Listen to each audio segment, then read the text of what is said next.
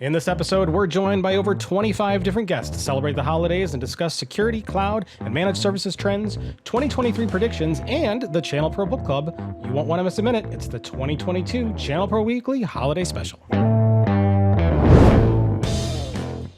Hello and welcome to this special bonus edition of ChannelPro Weekly, a special holiday extravaganza that we've got lined up for you.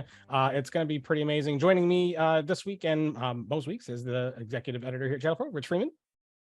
Hello there, Matt. Happy holidays to you and to everybody who is listening or watching. Happy holidays to you as well. It's gonna be a crazy show we got coming up. Do you want to tell us what you planned for us? Yeah, no, this is going to be fun. This is actually the second time we've done something like this, and I've been looking forward to it for a while. So, as you know, if you are a regular ChannelPro Weekly listener or viewer, we have great people on the show with us every week to co-host with us. And so what we have done, we invited all of them, everyone who co-hosted an episode with us this year, we invited them all to come on and join us for the holiday special. Not everybody could make it, but a lot of them could. And because if they were all on the same Zoom call with us doing this recording, it would be total chaos. We split them up into 4 groups. So we're going to have 4 different little conversations with subgroups of this year's guest hosts. We're going to talk about security and cloud computing predictions in the first segment. We're going to talk about, security and cloud computing trends. We'll talk about managed services, trends and storylines in the second segment. Our good friend, Colleen Frye, managing editor of the ChannelPro Network, will come on for segment 3 to lead a ChannelPro Book Club meeting. And then in segment 4, we'll have some folks on to make predictions for 2023. So you're going to, I didn't total up the numbers, Matt, but it's got to be north of 30 some odd people, great, wonderful, fun, smart people who have donated their time to this podcast. And we're going to get a little bit more from them and for you here on the holiday special. It's gonna be a blast. So we're not even gonna wait or hesitate. We are just gonna dive right in. When we come back, we're gonna be started with our first group of fine folks, and we're gonna be talking about what do we do? It's security and cloud stuff. So you're not gonna want to miss this. This is gonna be a good one. All right, and we are here to start off our first segment with a huge round table of guests, previous guest hosts on the show. We've got quite a lot and a lot to get through. So I want to thank everybody for coming on. I'll give everybody a chance to tell us a little bit more. Tell us a little bit about you and introduce yourselves. So first up is I'll just go down my list as it's here. Brian Weiss. Brian. Happy to be here. Always happy to come back for ChannelPro. Brian Weiss, iTech Solutions out of San Luis Obispo, 13-person team, around 60 clients and 3,000 devices. Awesome. Next up, Scott Beck. Scott. Hey, Scott Beck from BeckTek in Moncton, New Brunswick, Canada. The one way up north where it's cold and it's already been snowing. 18 years in business, 5 on the team, 1,000 endpoints at this point, and continuing to grow with cybersecurity. Wow, that's awesome. All right. Also coming back, Ole Thorson. Ole? Yep. I'm with Alvaca. We're headquartered out of Irvine, although we've got people all over the country. Managed services and cybersecurity breach response. Okay, great to have you here. Lawrence Cruciano. Lawrence? Hey, good day. Good to be back. And happy holidays to one and all. Lawrence Cruciana. I'm the founder and president of Corporate Information Technologies in beautiful Charlotte, North Carolina, going into year 26 in business now. Awesome. Let's see. Eric Long is here. Eric? I'm here. Eric Long, TerraCloud. We're based out of Dallas, Texas. I happen to be in sunny Florida, and the doors are open, and it's really nice. Okay. Great to have you here. Who else we got? Ro Kolakowski. Ro. Hi, I'm Ro Kolakowski with Sixth Street Consulting. We're based in Redondo Beach, California. We specialize in SharePoint and Teams. Okay, great. And last who's here, but not least, is Michael Kokenauer. Michael? Hey, Michael Kokenauer from Phoenix, Arizona. IT Synergy is the company. I am very sad to report that today is one of our coldest winter days of the year, which means it's going to be like 57 degrees here. So we are bundled up in heavy, heavy coats here in Phoenix. Wow, 57. I think as I speak right now, it's probably like 30 outside right now. But, that's just kind of how it goes. Up here in the north, So this session we're going to be talking about security and cloud trends in 2022. Rich, do you want to set us up? Yeah, well, one of the we can decide whether it's a trend or not, but certainly one of the biggest issues in security. We'll start with security. And how much time have we all spent talking about cyber insurance in 2022? So let's kind of kick things off there. I'll open it up to the panel here. How big a part of your job is cyber insurance now, and how does that compare to a year ago? And Scott, how about you, Scott Beck? Well, the biggest changes that I've seen is we've been filling out forms or being asked to fill out forms for 3 or 4 years now. But as the insurance companies have been losing their shirts, the requirements they're asking for are becoming more and more detailed. And the change that I'm seeing is this kind of forcing the MSP to do their job, for lack of a better term, because they're saying, hey, if you don't have this and this, we've got a team, you can come work with us. So I think it's becoming more and more of a hot button topic that we got to get out and be talking with their clients about the cyber insurance before the insurance companies do. Yeah, I'm actually seeing, these big cyber insurance companies, they're partnering with big security companies and doing these promotions where it's like, hey, we'll deploy SentinelOne or whatever, right, to get you to that level. So you're right. If the MSP can't deliver that, right, and insurance is saying you need it, and oh, by the way, if you don't know where to get it, we can point you in the right direction, then, that is a concern. I think part of that too, really what we should be doing as MSPs now, and you hit the nail on the head, Scott. We've been doing this for a while now, but we've been doing it because we have to, not because we want to, maybe. So what we've done is we've started, surveying all of our clients, figuring out when their renewal dates are. We set up, a reminder like 2 months ahead of time, because the last thing you want to do is get that questionnaire a week before the renewal. And then you wish you could have implemented a little more security to check more boxes, but you don't have time now. So I think we should all just be making this part of our service. Like, all right, when's your renewal date? We're going to have a reminder. So we talk to you ahead of time about that. And then that's also a yearly touch point where it's like, hey, let's look at upgrading your security, right? So. Rich, we saw a real interesting trend this year with one of our customers. It's a public utility, so they fall in the classification of critical infrastructure. And what their insurance company did is, based on their questionnaire responses, the insurance company came back and said, you need to do these 5 things, whatever they are, EDR, whatever else.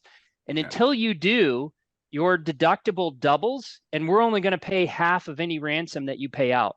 But once you have completed these 5 things, then your deductible returns back to the normal level on your policy, and we're on the hook for any ransom. And that's something we hadn't seen from any other insurance company. I thought that was a pretty interesting take for them to kind of limit their risk. Well, Michael, it's funny you mentioned that. I was at a cyber or insurance forum just recently, and they were saying last year, 51%, that's 51% of all claims were either denied or underfunded based on the fact they filled out these forms and said, yes, I'm doing that. Yes, I'm doing that. And when they came in to investigate, they weren't. And strangely now, imagine the insurance company doesn't want to pay, because I'm finding, at least when I'm talking with my clients, they just seem to think they check off the boxes and now they've got the coverage and it doesn't matter what happens, they're covered. And as we've been educating, say, no, they're going to send in a forensics team. They're going to determine what happened, and they're not there as your friends. They're there to figure out how not to pay this out. Well, so something I saw that happened this year, and kind of Rich, going back to the point of like what happened, what's different, how much time do we spend? This is the first year that I've seen major insurance carriers that they now understand what MSPs are. They can actually understand what the ecosystem looks like. I think that, from my opinion, that came from coming out of the Kaseya attack and a lot of the publicity that came out of that. But they understand that we are indirect conduits into a large number of organizations. And in our case, across multiple carriers, multiple clients, they were asking very specifically what tools are in place for things like RMM, for MFA. How is it configured? How is your MSP?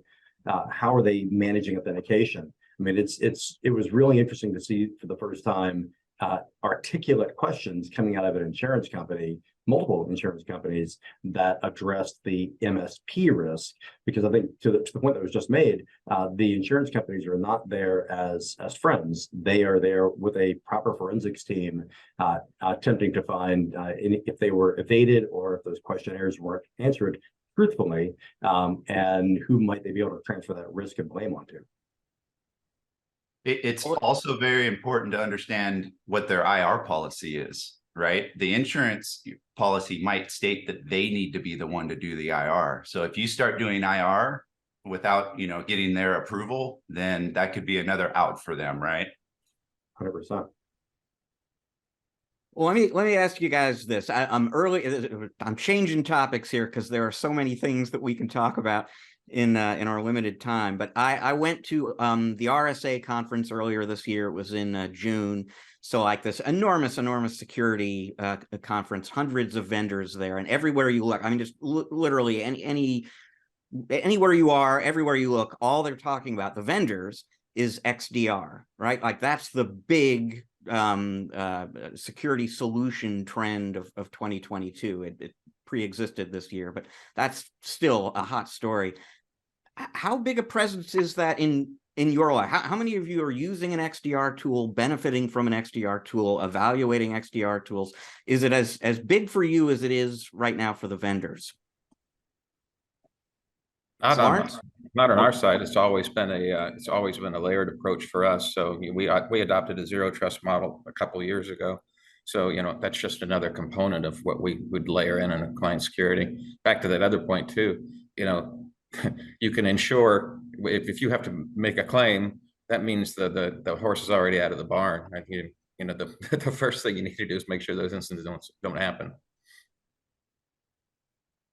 And Rich, I was also at RSA, and I'll comment the same thing. It was there was, as always, buzzword bingo out there, and XDR was everywhere.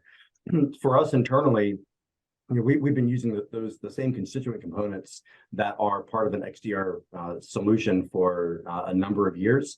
I think the fact that we have vendors that are now blending and offering a homogeneous single pane of glass, single tool, I think that was really the advantage. I mean, why it was such a big deal, because where there may have been 3 or 4 different tools or different portals or different views or even different teams in some cases that were providing the same service or the same outcome, now a lot of these major vendors really have integrated that into a single homogeneous solution, and at least in our clients, we've had that same core set of technologies that have been deployed for a while. But I'll even go one further and to say, at one of the recent MSP events that I was at, for the first time seeing enterprise vendors there that I've never seen a presence at a MSP focused, small business focused event, that these enterprise vendors that were there talking about XDR and all of their next gen technology. So I think there's a significant shift that is happening and has happened, because there are obviously more small businesses than there are enterprise organizations, and I think that realization may have finally happened. Well, and part of it too is, think about it, right? There's when you're a small business versus an enterprise, and you're using a cloud app, you're the same size target, right? So, you're on the same platform. So there is no like, oh, I'm in my office, I have all my resources in my office, they're not going to attack me. No, you're sitting on the same platform as the big guys. And there's no discrimination when they're coming after you, because a lot of this is done by bots. But the XDR is interesting, right? Because the typical MDR or EDR, right? We're looking at behavior on the devices, on the network, and we're mapping that out to understand what normal versus suspicious behavior looks like. But who's doing that for us in our cloud apps, right? Like, who's monitoring activity in our cloud apps? What if there's an insider threat or a compromised account, and what actions are happening in the cloud app that should flag an alert as some sort of threat, right? So right now we're basically limited by whatever logging the cloud app does, right? And most cloud apps have fairly poor security logging. So it takes some sort of SASE connection, right, with some product that's monitoring the behavior that's happening inside the app, so that we can keep an eye on that playing field as well, because we're all out in the cloud now, right? So I think XDR is going to be something we have to move to, because it's going to be a new attack vector. As we start getting our devices locked down more, they're going to start going directly to the cloud rather than trying to get through a device to get to the cloud. And I see it coming from a different direction, meaning you're seeing these people showing up at MSP shows and whatnot because they've seen the success of the Sentinel ones that were enterprise and then swam downstream. And we're like, holy crap, there's money to be made there. And now they're starting to try to figure out how to message that to us. But I love the reference to the alphabet bingo. I mean, how many more acronyms can they throw at the same thing? I mean, I know we have to change and flow, but geez, do we have to have another 3-letter acronym again? Really? Thanks, guys. Oli, I'll ask you, I'll put a slightly different spin on this question, because your answer could be about XDR, but as somebody who is very deep in security, if you look back at the last year, maybe even a little beyond that, have you added any new kind of technology to your basic stack, or even beyond the basic stack? And I'm not thinking about like switching vendors, but like, is there some layer of protection that you now believe really, you know, it is important enough for you to have added it to what you do for your clients? Yeah, no, for us, it's getting the clients to do the basic blocking and tackling, as everybody else has said. Until that's done, you don't really have any business looking for the next solution. I mean, you should have complex passwords. You should have least privilege for all the users. You should have patching processes in place, immutable backups. There's a lot of things that can be done without even spending more money. I mean, doing good password policy and patching does not necessarily require spending more money on an expensive tool. Just reviewing firewall rules, things like that. Those are basic block and tackle things that aren't done. And I know this unquestionably because we have a large post-breach response practice. So we're the ones running in after a company's been hit. The last case we did, $23 million ransom. The one before that was a $6 million ransom. So these are big cases. And there's, some of them are pretty well managed, but they just miss something that allows the bad guys to get in. And, clients oftentimes are looking for that silver bullet, that advertising that says you buy this and it prevents ransomware. It's my silver bullet, right? And give me the easy button. Yeah, the easy button, but there isn't a silver bullet. It's hard work that requires discipline in practice and implementation. And regarding some of the other comments that are made, I'm really, really in line with those.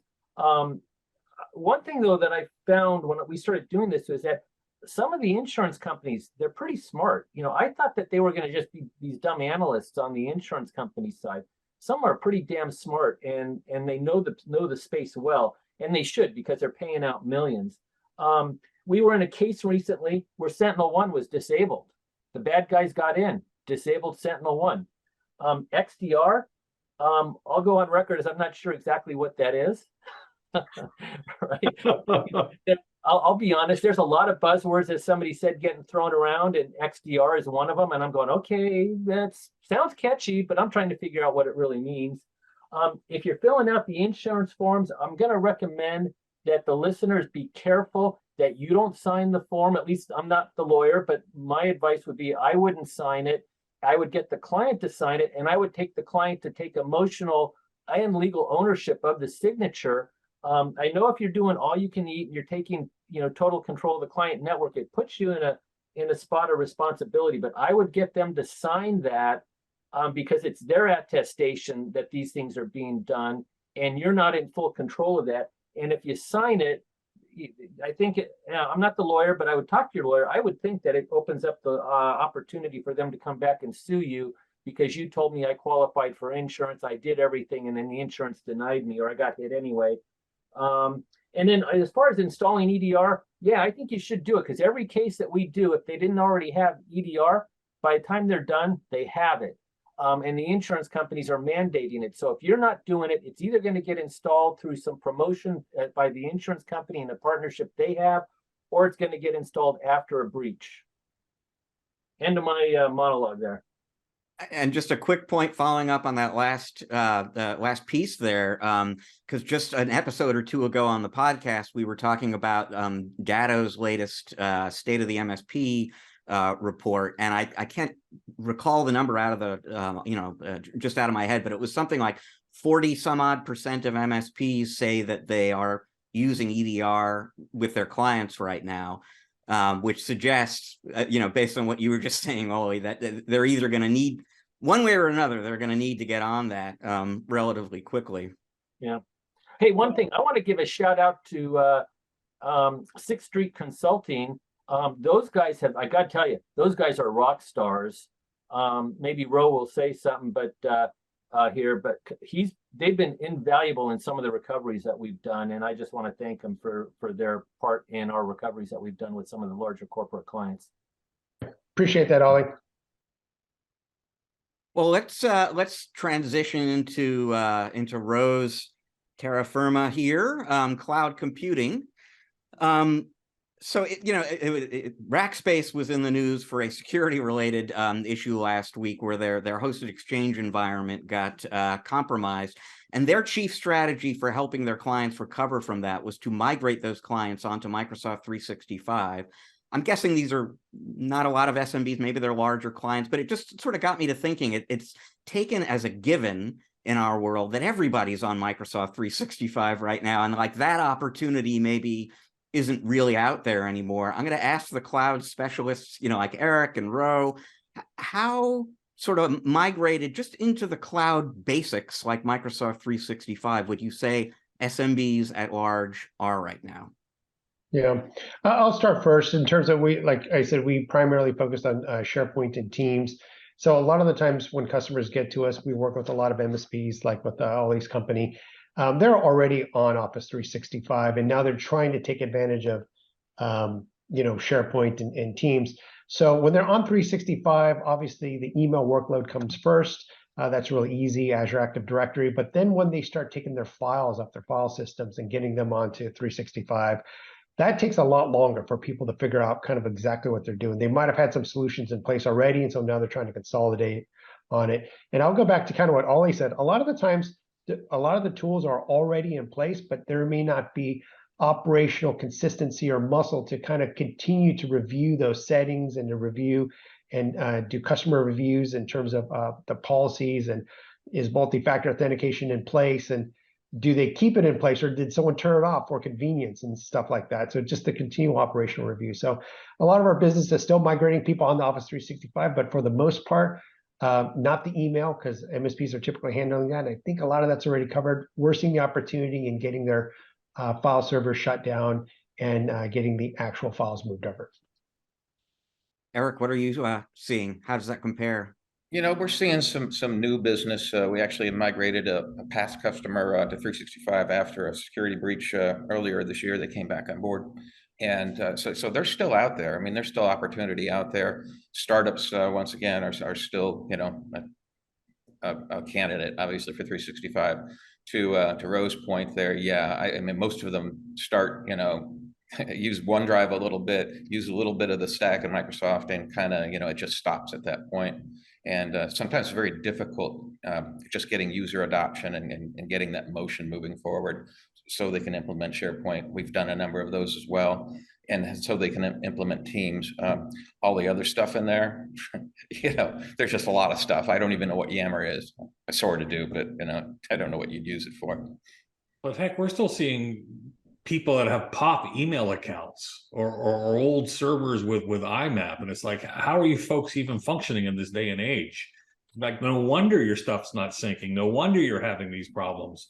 They're still out there in the small business area, Rich. There's still tons.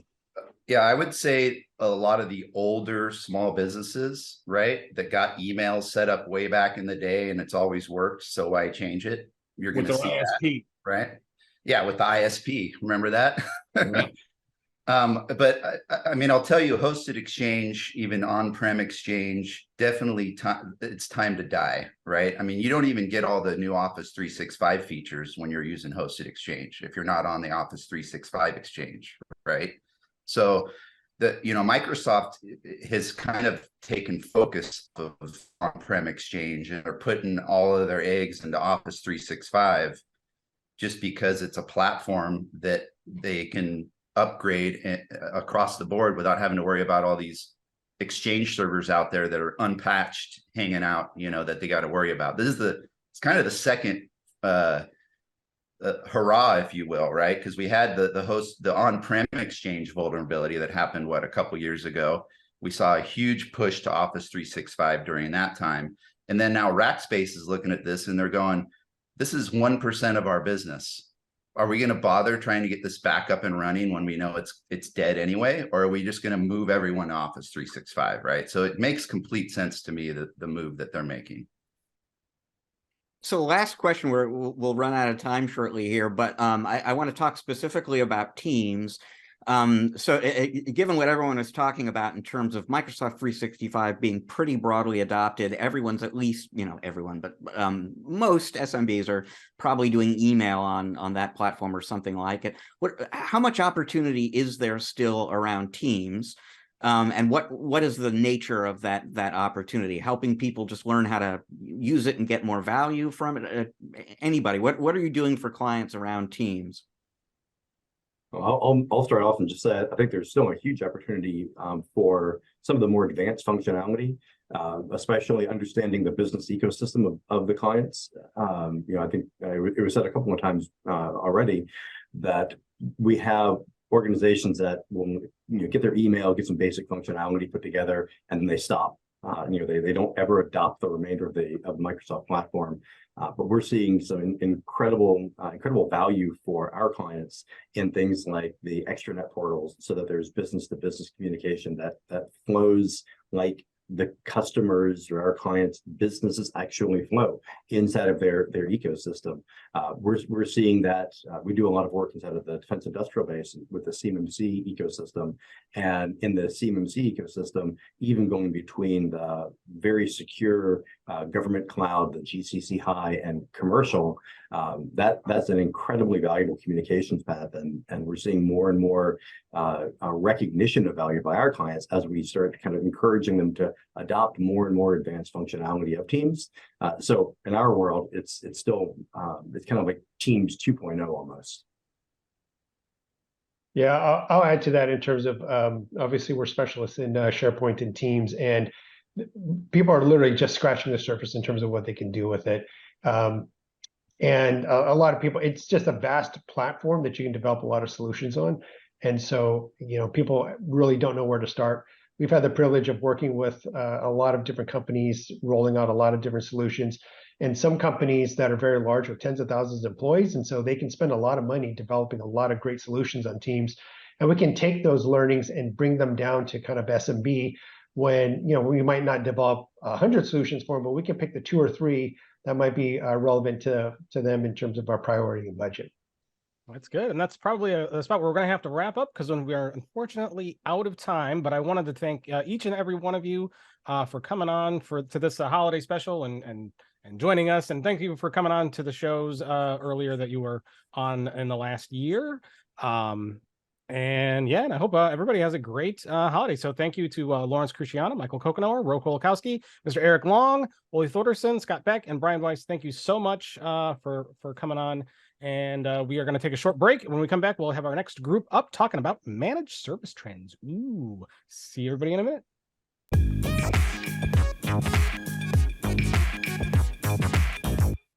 All right, and now we are back here for part 2 of this holiday special here of ChannelPro Weekly. We've got a new group of awesome returning guest hosts back to talk about this topic and have everybody on at once and have a great conversation. So very, very excited about that. So let's kind of go around the room, give everybody a chance to introduce themselves and tell us just a little bit about you. Try to keep it short so we can kind of have enough time for the discussion to take place. So first up is the awesome Lisa Shore. Well, hello, everybody. Thank you so much for having me today. It's been an honor all year working with ChannelPro. I am Lisa Shore, and I am your image and brand expert in the MSP community. I own a consulting business called Shore Success, and I turn tech-focused thinkers into brand-building rock stars. And part of my fodder, part of my knowledge and also my examples and real world examples come from my own MSP called Secure Future Tech Solutions. That's a 30-year-old MSP located in Rhode Island, and we are going strong. So I'm so excited to be a part of this today. So thank you. Great to have you here. Next up is Bob Coppage. Welcome, Bob. Hi. Bob Coppage, Crotchfield Geek, whatever, CEO Simplex IT over in Northeast Ohio. Plus, I do it for a lot of the co-managed IT stuff. And it is a borderline thrill being here with all of you guys. I mean, it's not quite to that thrill level, but it's really, really close. And, and I appreciate it. I know ever so much. Glad to have you here. Next up, Stanley Louisant. Welcome, Stanley. Good afternoon, everybody. Stanley Louisant, Flu Designs, your local IT expert based in Union, New Jersey. Essentially, my claim to fame is being the one-man band, but at the end of the day, fully managed, handling people's environments from A to Z. That's the fun stuff, and I love to solve problems that other IT technicians can't solve. That's one of the things that gets me up every single day. Definitely look forward to what we're going to be doing here, and always good to be part of the ChannelPro family. Thank you. Fantastic. All right. Let's see. Ben Pierce. Ben, welcome, Ben. Hi. Thanks for having me. Hello, everybody. It's Ben Pierce from ACP Technologies, located in Western New York or the Buffalo area, with our secondary office located in San Antonio, Texas. Glad to be part of this group. ChannelPro, my favorite industry leading magazine that I love to read and look at online. So thanks for having me. All right. Great to have you here. Paul Nebb is here. Welcome, Paul. Hey, Matt. It's great to be here. Great to be here with ChannelPro. Happy holidays, everyone. Paul Nebb of Titan Technologies in the great state of New Jersey. Awesome. Great to have you here. And last but not least, of course, is Rick Smith. Welcome, Rick. Hey, hello, everybody. I'm Rick Smith from Renactus Technology, also in New Jersey, actually a neighbor of Stanley in Union, New Jersey. But I'm glad to be here, and I'm glad you guys have me back, and looking forward to this. Awesome to have you here. So the topic at hand for this segment is managed service trends. Rich, you wanna kick us going?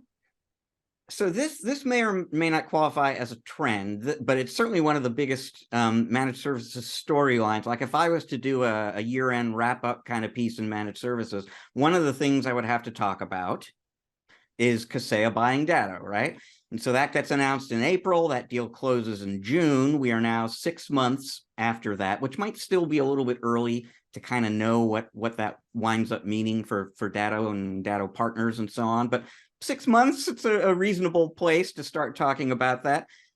Any Datto partners out there? What do you think about that development so far? It's a development. Oh, go ahead, Paul. It is definitely still in development. We see some good. We see some Kaseya trying some of their old practices on new Datto partners and getting that pushback. And I honestly think they're trying to find always trying to find the love in the middle, but it's going to take them some time. Anyone else? I agree. As a Datto partner and a very happy Datto partner for a long time, we really relish their customer service and their focus and their ability to really connect with. I have connection with my sales rep and all of that. It'll be interesting to see, as Paul mentioned, what the development will be. I already see that they're starting to put out their 3-year contracts and some of those. So it's really going to remain to be seen. I'm curious, unless you guys know already, where Rob Ray is making the transition from Datto. So I'm curious to know where that's leading out to and how that will impact the channel. So remains to be seen. So I have a very different take on all of it.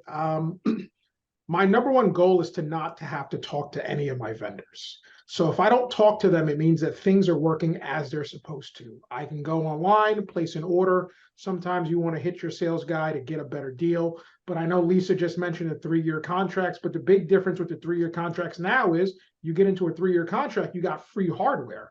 So that's actually a plus, not a negative, as far as I'm concerned, because you would get into 3-year contracts before and just get a discount, but never down to necessarily zero unless you were strong arming somebody.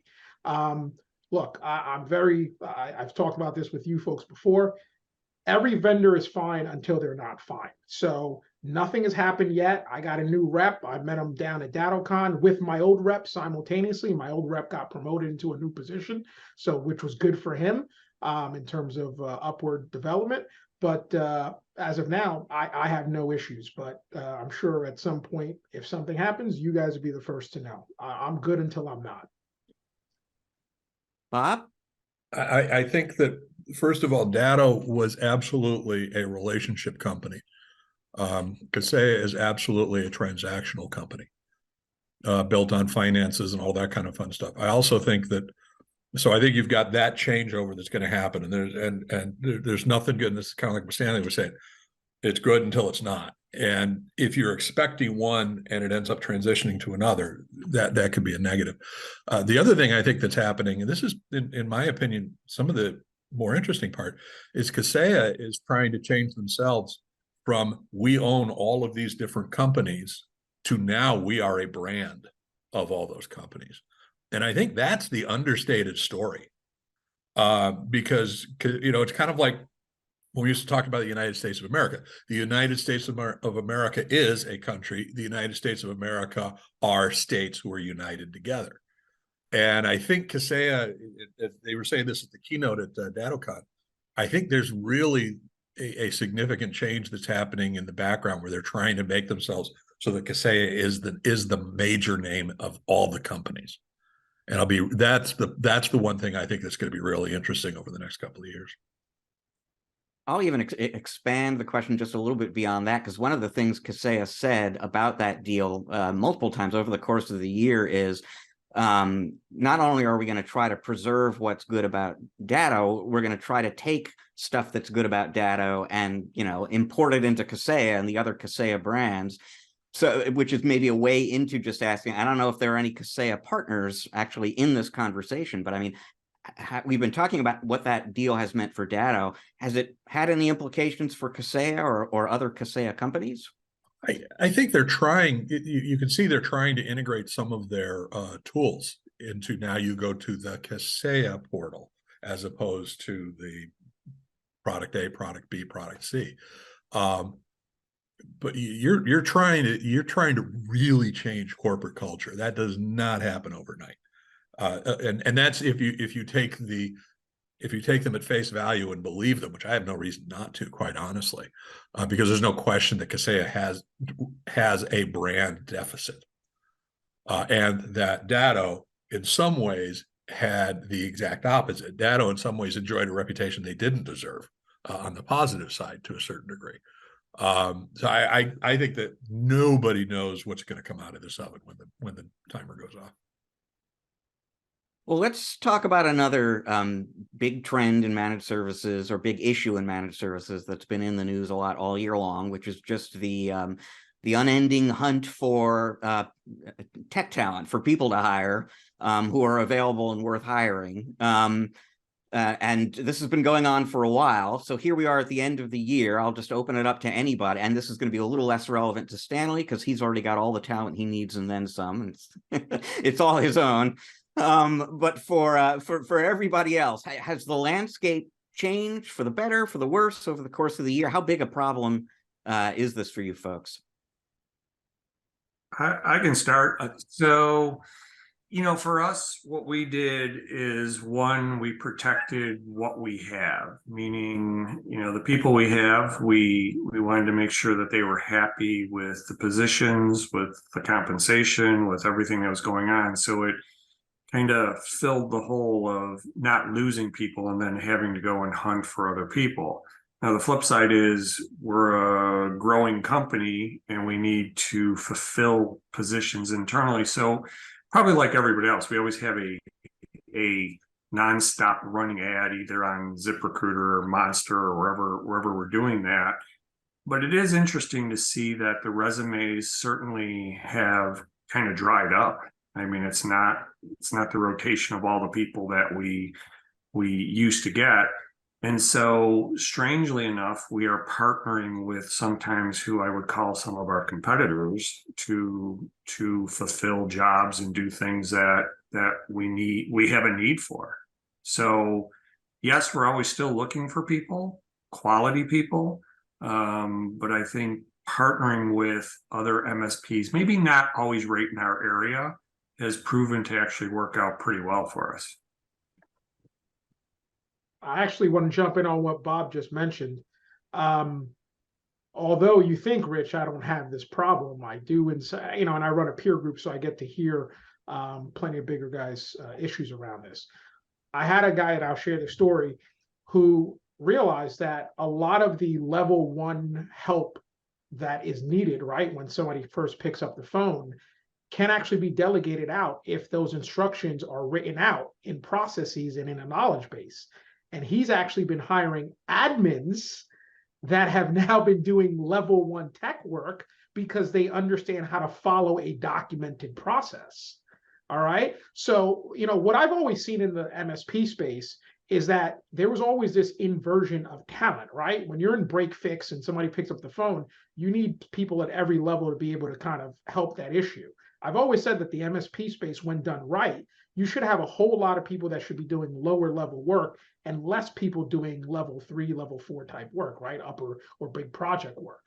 So being able to document the processes has helped to alleviate that burden on that particular MSP because they've been able to hire admins at a much lower rate who can actually help people because they can follow a documented process. Now, of course, document the process. That's a whole other conversation, right? I'm sure we can spend the whole day on. But, that is notably. And just like it was mentioned previously, one last thing, Paul is sitting here on the screen. Paul has been an extension of my team at times. In fact, one of my clients is right next door to Paul. So sometimes I don't want to drive down there, and I've employed Paul to handle that for me. And me sitting where I am, I've been the extension of plenty of MSPs teams all around the country. So extending out to other people who do what you do and not seeing them as competitors is obviously a benefit, because the tech industry has always had a shortage, right? We've never had enough people. I mean, there's never been a time where we've been with surplus at the end of the day. One of the strategies that we have taken at Secure Future Tech, and so we have 24 employees at my MSP. And so we're always looking, but just like Ben mentioned, I can't agree with you more, Ben, that we first needed to look at our in-house and how are they doing? And are we providing them, whether it's a hybrid environment, activities like team building activities, all of those things, more so than ever before.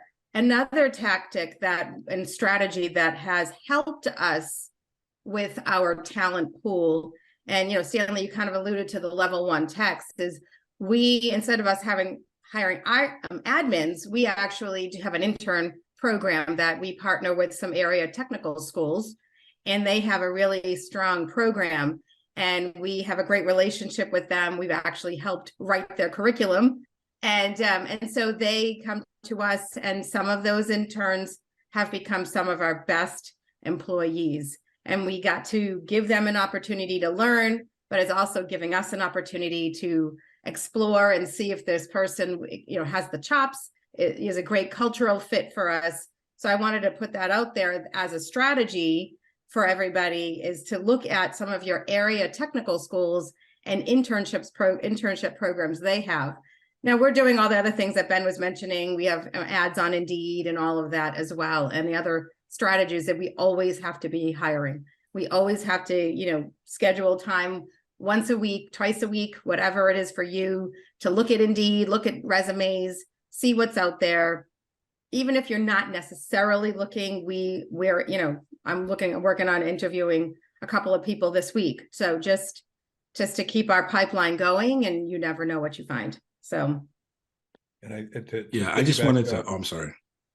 No, go ahead. There you go. No, I just wanted to echo that because that's what the road I took was college students. For the summer, I had a college student who worked full-time for the summer and is now a part-time. He found a friend who also wants to do it. So I had both of them working part-time as level 1 techs. One has a little more knowledge than the other, but like Stanley said, we're training them. I'm using Loom to create videos, basically to show them steps, and then they're able to go through and make that work. So I have 2 college students now working as both as part-time level 1 techs who pick up just about all of our tickets that come in. My challenge has been finding a on-site, someone to do on-site work. That is what has been where I think the demand and the skill level has been lacking for me. The couple of things I would add is both CompTIA and I think ConnectWise have both been working on putting together some good definitions and programs for intern programs in IT. And I think absolutely, to echo both of you guys, we've used it and used it very, very successfully. And it solves the dilemma. I can't get a job because I don't have experience. I don't have experience because I can't get a job. For you to be able to, as long as you're being honest about here are the skill sets you're going to learn, here's the things you're going to do. I think the intern program is ridiculously underutilized in our industry, ridiculously. Well, lots of great stuff there. It's funny, as we're recording the show, I'm jotting down notes because there are all sorts of articles that we will develop at ChannelPro based on this conversation. There were some really creative hiring workarounds there. I'm going to change the topic to something that folks like me in the media talk about a lot. If you are not, if an exit is not imminent for you, then all the merger and acquisition activity out there among MSPs right now might not be a real issue in your life. But it's certainly something that's going on. And even if you aren't approaching an exit, you're, probably possibly finding yourself competing with bigger companies being created by this process. So I'm just going to kind of open it up. I mean, to what extent is that M&A trend in managed services affecting your business or changing the way you think about the future of your business and how you compete? Anybody? Well, I'll bring up one thing that I think that we never talk about, and it's one that I've been meaning to put together a webinar or something on this. And then this is the merger and acquisition of clients. A lot of us have, and this is including me, the most common reason I have that a client is looking to leave us is because they were bought. Probably 10 to 15% of our clients have been acquired over the past 2 or 3 years. And that, how do you handle that in terms of maintaining some level of relationship now that there's a mothership involved? And I think it can be done, but a lot of, and I've talked with other MSPs and they say, oh yeah, that happens to us all the time. And most of them just roll over and say, here's our credentials, see you later. But I think there are opportunities to create either a co-managed situation or continue in the role that you have. So I will say that. And the other, to what your original topic was, I'm an old fart, so I am starting to think about that a little bit more. But I honestly think about both the acquisition as much as anything else. Meaning me acquire other MSPs, but I haven't done anything on it at this point that I'm going to talk about. I can speak on this from actually both sides of the coin, from an MSP perspective, and I agree with you, Bob. We lost a couple of clients this year due to the merger and acquisition, and it was not to. Certainly, it wasn't to us not trying to maintain our relationship with the client. It's just they bring in their own and they have their own IT, their own. And so it's been an interesting, our churn rate this year has been very interesting. And one, it's higher than it's ever been. So I agree with you, Bob, on that. And, send you a virtual hug on that one because it's frustrating, very frustrating. But the interesting thing on the merger and acquisition side, it's creating a massive amount of conversation. If you see our landscape and look at all the webinars that are happening, it's how can you focus on the operations of your business? How do you improve your profitability? What does a venture capital firm look for? So, so we have been attending webinars. We're not doing anything, but we've been attending webinars and looking at all this stuff, but it's all over the place. We're bombarded in our industry. On the Shore Success side, the interesting thing is I've been getting hired to work on the strength of the team, because the strength of the team relates to the building of the relationships with the clients, which then helps to make more sales. You've got the QBR process, and then, hey, that builds profitability. So it's definitely an area that we need to be aware of. I think that we all need to really hone in on our operations, really looking at our profitability and streamlining where we can, automating where we can, so that, you know, we look as healthy as we can when, like Bob, when you're ready, that's what they're going to look for. So it's interesting. My comment is, well, first off, I think this year to date, there's been over 1,000 mergers and acquisitions, which is the highest since some unnamed publication has been tracking them.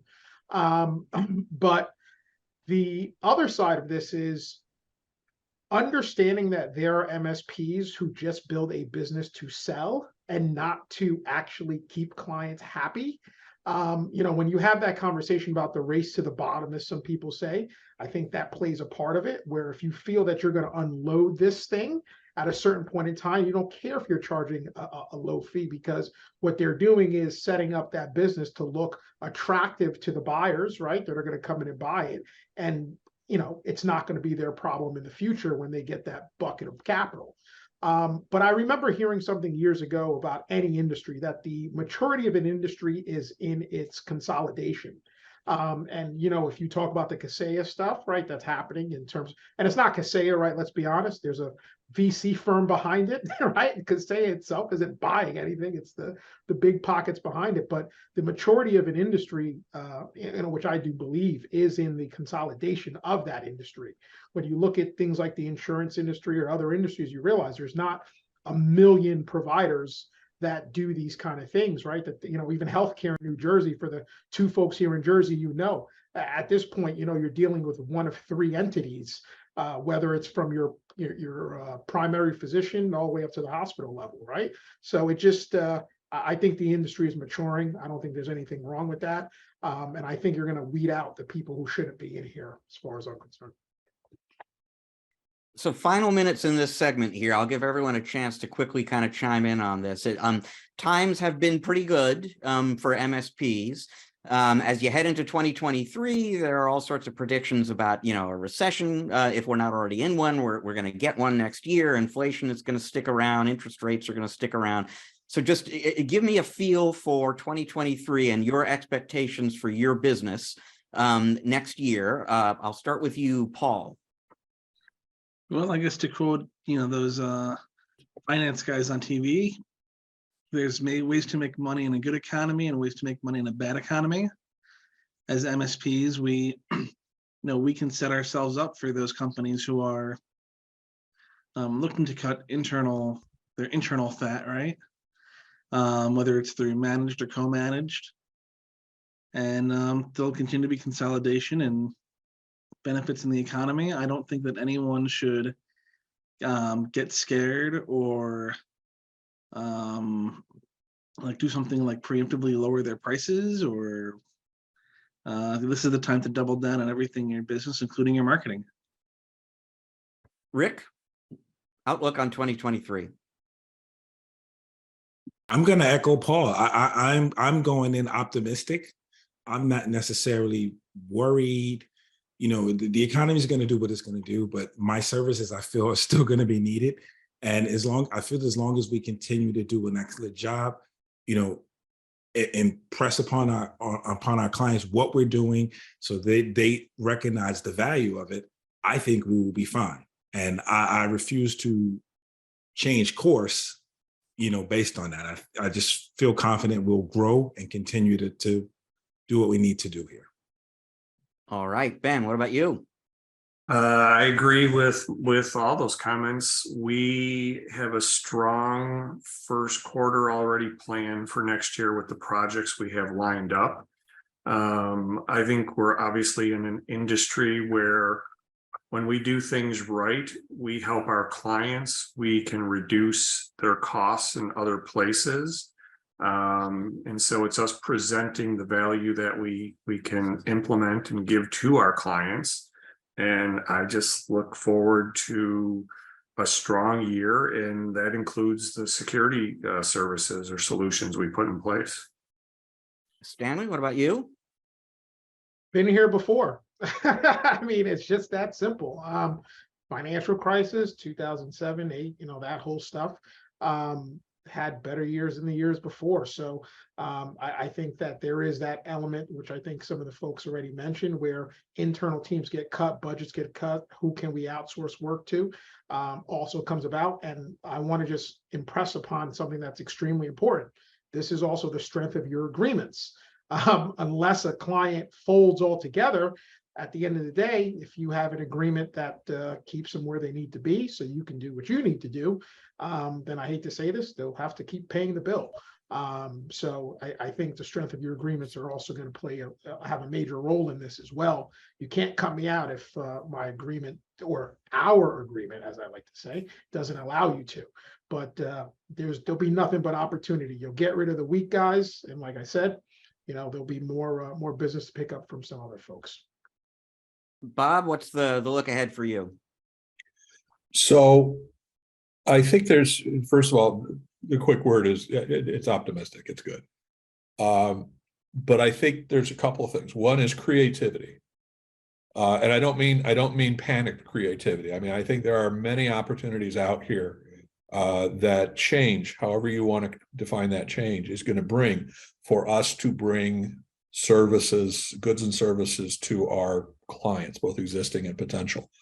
And I think, especially in the co-managed world, that because as much as we're seeing, as far as, like, for example, skills, having trouble finding the skills, the individual IT departments are having 10 times worse. So we can be a much more appropriate partner for them. And the other thing I think that the word I heard earlier is value. We have to become much, much better at defining what the value is from the client's perspective of what our services are. And it ain't blinking lights. Is what is it that makes it so that they can do whatever their thing is more better and more effective. And that's one of the things we're focusing on a lot, is better definition of that value.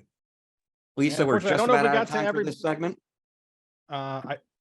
I don't know if we got to everybody, but unfortunately we are out of time for this segment. We've got a whole big group of people waiting to come on next. So I want to give a big thanks to everybody for coming on and for participating and for being part of the show throughout the course of the year. So a big thank you to Lisa Shore, Stanley Louisant, Ben Pierce, Bob Coppage, Rick Smith, and Paul Nebb. Really, really appreciate it. And with that, we're going to take a short break. When we come back, we got the ChannelPro Book Club coming up with Colleen, Frye, and a whole other group of fine folks that have been on with us throughout the year. Stick around. We will be right back.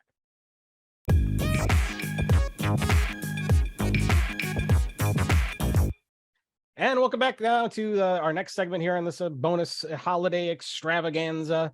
We got another fine group of returning guest hosts that have been on the show this year, back to discuss in an awesome segment that we'll talk about in a second. But first, I want to give them a chance to introduce themselves and tell us who they are. Real quick, can I tell us who you are and your company and a little bit about you, and then we'll go to the next person. So welcome first is Barb Poluskowicz. Welcome, Barb.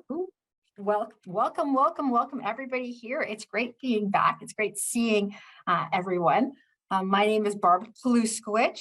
Poluskowicz is spelled the exact way it sounds, Poluskowicz. I am the CEO and owner of an MSP just outside of Toronto in Oakville, Ontario. And we provide IT service, IT support, and IT security to small and medium-sized businesses just here in Southern Ontario. This is my 25th year in IT and my 20th year of being at the helm of CDN Technologies. Awesome. Well, great to have you with us. Next up, Paco LeBron. Welcome, Paco. Hello, everyone. Paco LeBron over at Prodigy Techs. We are an MSP out of downtown Chicago, hitting close to our 10 year in February. I am also the co-host of MSP Unplugged, podcast for IT business owners to listen in and help guide and to do their thing. So glad to be here. Fantastic. Great to have you here. Next, Vince Tenorello is here. Welcome, Vince. Hey, Matt. Hi, everybody. Vince Tenorello with Anchor Network Solutions in Denver, Colorado. Glad to be here. We're an MSP just like the others so far, but I aspire two things. One, to be a man of leisure as much as possible, and to live my life like Luis Alvarez. Awesome. Well, we'll get to him in a second. Next up, Angel Rojas. Hi, good afternoon, everybody. I'm Angel Rojas with DataCore Technology Solutions out of Tampa, Florida. Been in business since 2003 and been in IT since, I don't know, since I was born, maybe. And you know what? One day I aspire to be Matt Whitlock. We'll see how that goes. Next up, Lori Harkey. Welcome, Lori. Thanks, everybody. I'm Lori Harkey with Bytewise. I am a solo MSP. My business is incorporated in Arizona, but I live on the island of Maui. And I've been doing IT for probably a little over 30 some years, and I've had my business since 2008. Awesome. The after party's at Lori's house, so thank you very much for the I'm aspiring to be Lori. Yeah. Good. I want to change my answer. Yep, good thinking. I do too. So all right, welcome. Next up, Luis Alvarez. Welcome, Luis. Thank you, Luis Alvarez, Alvarez Technology Group. We are out here on the West Coast in beautiful Monterey County, near Monterey, Salinas, just south of San Jose. But been in business 20 years. I don't live quite the life that Vince thinks I do. I just pretend to. Yeah, love doing what we're doing, helping our clients, small, medium, and large, stay safe, secure, and remain successful. Great to have you here. Next up, Andrew Sampson's here. Welcome, Andrew. Hello, everybody. Andrew Sampson, SAAI Sampson Associates, Inc. This is our, I think it's 52nd year. And I did my initial bit of coding on a cave wall back in prehistoric times, proven by one of the books that I still read occasionally. But we're a MSP or solution provider, whatever we've morphed into over the last 52 years. We started out as a VAR and still living the life. Unfortunately, we're in Atlanta. Nothing as much fun as Maui. Been there a couple of times. Love to go back. All right. Well, great to have you here. And last but not least, Ed Correa is here. Welcome, Ed. Ed Correa from Sagason Technologies. We're just days shy of having our 23rd anniversary. So very excited about that. It's hard to believe I've been in IT for 45 years. And 5 or 6 years from retirement. So very much looking forward to that. Great, fantastic. Well, we are all here for a segment, a special kind of holiday bonus segment of our ChannelPro Book Club, and that is something that is near and dear to this awesome person that has joined us now to run this, and that is the great Colleen Frye here at ChannelPro. Welcome, Colleen. Hey, Matt. Thanks so much for having me on your podcast. So yes, I'm Colleen Frye, the managing editor of ChannelPro, and ChannelPro has been publishing book recommendations for quite some time, typically once a year. But a few years ago, we morphed this into the ChannelPro Book Club, because a lot of our readers and my guests today are big readers, lifelong learners, and they've all been gracious over the years sharing book recommendations that our audience could benefit from. Those books range from business books to personal growth books, inspiring fiction, anything that really has inspired our audience here to help them with their business or with their management style or work-life balance. So that's what we're here to talk about today. I'm going to ask each guest, or we did ask each guest, to bring a book and to talk about why they recommend this book and what they learn from it. And so without much further ado, because we got a lot of folks, I'm going to bring on Paco LeBron first of all. Welcome, Paco. Hello. Please So- tell us what book you recommend and why. Sure. So the book I chose for this is called The Phoenix Project by Gene Kim. This one was actually an inspiring book, probably in the past 6 months, just because I have grown quite in a fast position and efficiencies weren't the greatest. So we were trying to figure out how to get a little bit better at that. My IT director, who was at a former MSP before he sold, kind of gave me his guiding light and suggested the book. And the book basically goes through a IT department at a national automotive parts company, and it kind of goes through the day in the life of what's going on with IT and how to improve the IT process. And essentially, once you read it, you won't look at IT the same way. So that'll be the little teaser for you to kind of catch up. And it does have a sequel to it as well if you really liked it. Oh, that sounds intriguing. If we have time at the end, we're going to let you guys comment on each other's choices if you've read them or had any opinion. Next up, I would like to talk to Luis Alvarez. Luis, what are you reading? Well, normally I bring some sort of inspirational nonfiction book, but I actually read a really good fiction novel called Upgrade by a gentleman named Blake Crouch.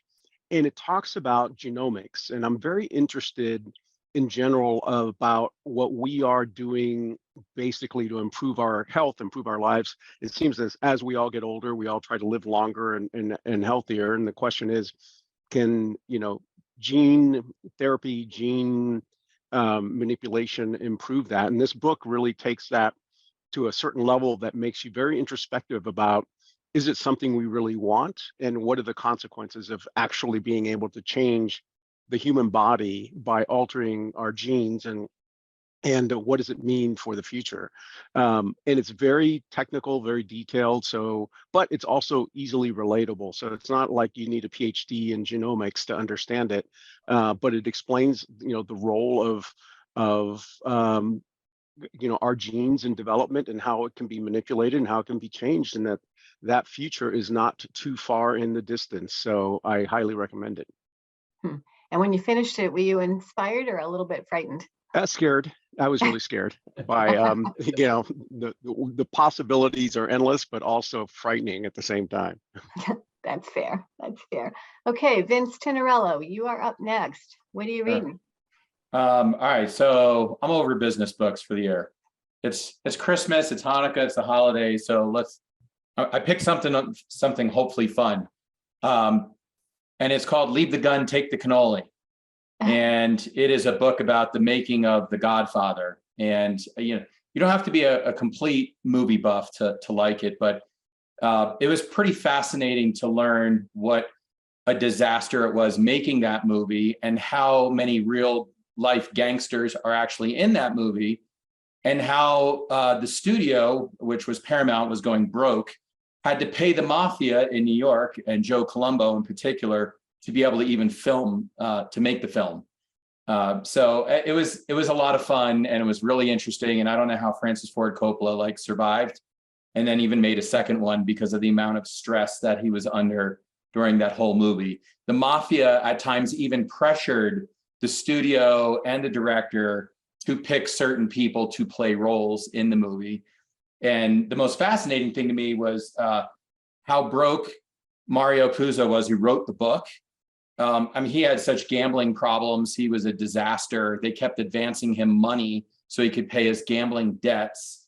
And how angry Frank Sinatra was with him, because he thought the singer in the movie, if you remember the wedding singer, he thought that was a mockery of him. And so he almost came to blows with Mario Puzo in a restaurant. So that's my recommendation, an entertaining read. Well, cool. And thanks for that. I'm going to get that from my husband's stocking because he is a Godfather super fan. Oh, he'll love it. He'll love it then. He will absolutely. All right, then. All right. Barb, talk to me. What are you reading? Oh my goodness. I'm always reading two. One's for business and one is for pleasure. So I'll go for the pleasure one. Milk and Honey by Rupi Kaur. I'll read the back, what it says, because it's a poetry book. It says, this is a journey of surviving through poetry. This is the blood, sweat, tears of 21 years. This is my heart in your hands. This is the hurting, the loving, the breaking, the healing. It's a poetry book. I highly recommend it for anyone who is interested in English stories. There's soft, there's pictures in it. It's very nice. It's very sweet. It has a great soft velvet cover on it. So this is my like a girly book that I like to read. Business wise, it's always Hyper Growth Sales by Jack Daly, and it's for this reason only, this cheat sheet that it has on how to deal with personality types. Because I've been in sales my entire life. I know we all have. And once you've grown your own operations through your own accord, that's great. But now the next step is to scale and level it up. So how do you make good salespeople even better? Like, how do you level up people and very quickly? So what happens is this has a great rubric that comes with the book that I'm constantly referencing as to how to deal with people, because I forget, because I'm bouncing, helping people out. So I really enjoy Hypergrowth Sales by Jack Daly. All right. Thank you, Barb. Next, I'm going to ask Andrew Sampson. Andrew, what do you recommend? Well, the funny thing is, the last book I've read for fun was The Godfather, which ties right into Vince's thing, but that shows you how long ago I've read for pleasure. I always go back to a particular book called The 1 Minute Manager. The date on this is 1982, and basically it's exactly what the book talks about. It's management of time, which is the other book that I go to, because no matter what you do, if you don't do these right, none of this works either. This is the latest book that I've been working on. It's called Level Up, the Ultimate MSP Roadmap for Improving Security, Operations, and Profitability.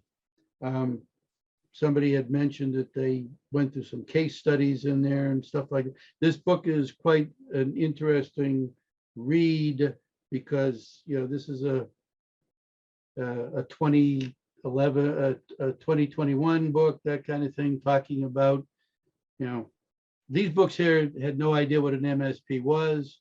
This book here tries to define what it is, because it even goes into the security side and everything like that. So between the two of these, I might figure out how to run this company after all. So Great mix of the classics and a new book, Andrew. Thank you. Exactly. Lori Hartke, I did offer to deliver magazines to you in person in Hawaii, but I was turned down. Lori was on our cover the offers a few always months ago. Yeah. So Yeah, Lori, what are you reading?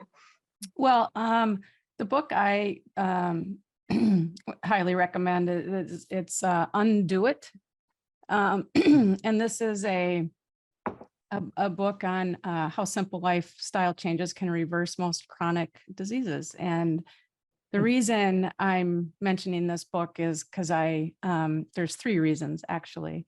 One is I think being an MSP, you need to have a lot of energy and you need to feel good all the time. And my second reason is my sister just had triple bypass surgery. And then the third reason is I've kind of joked, but I'm not kind of kidding, is I need to live to be around 108 so I can finish all the projects that I've started. So I've read a lot of books on health and wellness, and this one is very simple to understand.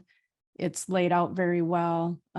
It can help you undo heart disease, diabetes, cancer, depression, high cholesterol, weight gain, and a variety of other chronic diseases.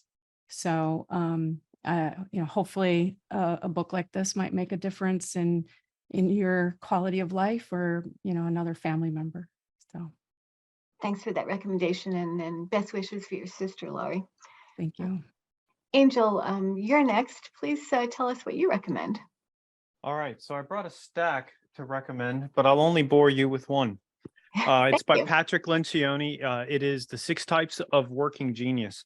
And the reason this book called out to me is because it talks about how we all have areas of genius that we light up in and that we love to work in. And then we all have frustrations, right? And then there's kind of a middle ground where we're neither lit up or neither frustrated, but we can do that work. And that kind of matches up to three phases of work, where it's the Patrick Lynch calls it the ideation phase, which is where we're working on the idea. Then the activation phase, which is where we're planning the idea and getting it going and getting the project started. And then there's the implementation phase of work, which is where we actually do the project and deliver it. And so the book, along with an assessment that he has on his website, helps you to identify yours and also to identify your teams so that you can better align your teams to get work done and do it in everybody's area of genius. So we've all heard about having the right people in the right seats on the bus. This is very much a book about how to identify what you have and then how to redeploy and reorganize the bus so that you don't have to dismiss people. Maybe they're just sitting in the wrong place and you just need to move them over. But even better, it gives you tools so that your team can actually adjust themselves and communicate really well through it. So that is the book I have to share. Excellent, thank you. And I love the thought that maybe we're all unrecognized geniuses. Who knows? Ed, last but not least, what are you reading these days? Well, I feel like changing my vote after hearing about all these great books. I'm forever trying to innovate at Sagazent and grow us to the next level. And two books I recently picked up from a friend of mine, Marnie Stockman. She's got literally the book on customer service, and I'll move that over. And the other one's the MSP Owner's Handbook. These are small, they're easy reads, but the reason I'm reading them is they talk about communicating with your clients about the business needs. IT is definitely not the leading discussion. How IT helps their business, how IT moves their business forward, and really having conversations. The original reason I was referred to these was because I was trying to up our game in our QBRs, and multiple people recommended these books. So that's what I'm reading. I'm getting ready to go on vacation. I plan to read them both again, but it's something we need to improve in 2023. Great, thank you. Before I open it up for just a minute, I want to tell you what I'm reading. I can't see that. I'm reading A Truck Full of Money by Tracy Kidder. It's about Paul English, who was the founder of kayak.com. And it's about he's being a serial entrepreneur and how he, started many ventures. Some of them failed, some of them worked out, but kayak.com, purchased by Priceline, was very successful. And he did end up with a truck full of money and proceeded to try to figure out how to give it away and do good in the world. And I can't say enough about the author, Tracy Kidder, because he really brings people's stories to life. And I wish that I could write like him, but he's very inspiring. So we have 5 minutes left. Does anyone want to comment on what they heard, what someone else read? I open up the floor. Jump in. I'll jump in for Angel's book. I actually run that assessment from that author across my entire team. And so we were in a bit of a struggle for what we were doing internally, and again, trying to understand people and how to communicate to them properly. And so a good friend of mine, Luis over at ScalePad, he actually told me this is actually a lot better than disc profiles because it's a lot easier to understand. It's a lot easier to run. And so we did that for 1 year, and it really improved the interaction between everyone. So definitely give a read to that book, and definitely run those if you're running a managed service providing business to kind of understand your people a little bit better, how to communicate. The book that Barb brought up, hyper sales growth or hyper growth sales, by Jack Daly. Jack, I met him and saw him speak at one of Robin Robbins' events, and what an impact that he had when he spoke. If you left out of that chat unmoved, then you might want to have your pulse checked. But what a great book. So kudos to Barb for bringing that up. I really appreciated that. Yeah, I had a chance to have Jack speak to our Vistage group twice over the last 10 years. He's come to speak to us, and that man has more energy at his age than I had when I was 20. It's just crazy. what he's accomplished, and it's a great book and really good information about sales. He's great. He, full of energy, very astute in the profession of sales and selling to people, which when you like break it down, it's just common sense. It's like dealing with children, when they're little, like, the different personality types and how you get them to move in the direction that you want them to and make them think it was their own idea and their own conclusion of getting where they're at, which is where they're very, very happy. Lori, do you read outside in a hammock? Like, are you looking at the mountains? Like, tell us about your reading environment. Like, Actually, I love to walk, so most of my books are on Audible. I love Audible. Who's an Audible fan? Yeah. Okay. I have to admit that I often I buy far more Kindles than I do hard copies, but I often buy the Kindle and the audio, and especially when people advise me, oh, there's some great charts in the book, and you don't want to miss out on anything. So I've been to Hawaii, and I just have to comment on the whole walking. When I was there, I went to go run, and there was this running group, and they were running along the trail. I asked them if I could join them, and they just said, "What kind of shoes do you have?" And I just said, "Oh, I just have my Mizunos." And they're just like, I don't know. And I thought, well, what's going to happen? Sure enough, I joined them within like 5 minutes, like running on like lava rock, like on the trail. It like sliced them like razor blades, like along the side and at the bottom. Like, but you would never think of that because it's like a lava rock is like a pumice stone. Yeah. And essentially, like, I had to excuse myself. And then I'm looking at my shoes and I'm just like, this is why they were just like, I don't know. I never knew that could happen when we were walking on lava. All right, but Barb, I know that we can get you for a holiday gift is some new running shoes. Yes. So I thank you all very much for another great segment of the ChannelPro Book Club. And now I'm going to send this back to Matt. All right. Yeah. I want to thank you all for coming on and talking and being part of the holiday show. Really great to have you all here. Barb Palusquich, Paco LeBron, Vince Serrano, Angel Rojas, Lori Hardkey, Luis Alvarez, Andrew Sampson, and Ed Correa. Thank you so much for coming on. We really, really appreciate it. And hopefully we'll see you in the year to come and have a great holiday. With that, we're going to take a short break. When we come back, we've got one final segment left. We are going to be talking about predictions for 2023. That'll be a very interesting conversation with a whole other host of fine folks. So stick around. We will be right back.